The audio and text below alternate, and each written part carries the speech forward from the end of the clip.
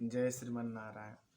एक बार की बात है कि बहुलाश्व राजा ने श्री देवर्षि नारद जी से प्रश्न किया। बोले महाराज, आप एक बात बताइए कि राधा रानी का जन्म कब, कहाँ और कैसे हुआ था।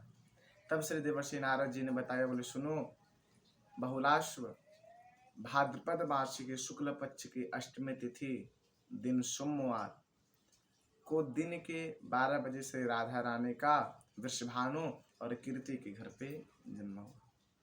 तब बहुलाश्व राजा ने कहा, बोले महाराज, वृषभानु और कीर्ति ने कौन सा ऐसा पुण्य कर्म किया कि जिसके कारण श्री राधा रानी जी उनके घर पे अवतार ली। तब श्री देवर्षि नारद जी ने बताया। बोले सुनो बहुलाश्व, मैं तुमको इन दोनों के पूर्व जन्म की कथा सुनाता हूँ। बोले पूर्व जन्म की बात है कि एक राजा थे जिनका नाम था राजा नृग। नृग बहुत ही तेजस्वी राजा थे। उनके एक पुत्र हुए जिनका नाम पड़ा सुचंद्र। सुचंद्र राजा बहुत ही चक्रवर्ती सम्राट थे और जब वह बड़े हो गए तो उनका विवाह एक कलावती नाम के स्त्री से हुआ। बोले प्रभु, ये स्त्री कौन थी? तो बोले सुनिए, अयरमा और प्रभृति नाम के 2 पित्र थे। उन 2 पितरों से 3 कन्याएं हुई, एक कलावती, एक रत्नमाला और तीसरी हुई मेनका। बोले कलावती का विवाह सुचंद्र राजा से हुआ और यही सुचंद्र राजा और कलावती आकर के गंडकी नदी के किनारे नैमिषारण्य में 12 वर्ष तक ब्रह्मा जी के घोर तप किए।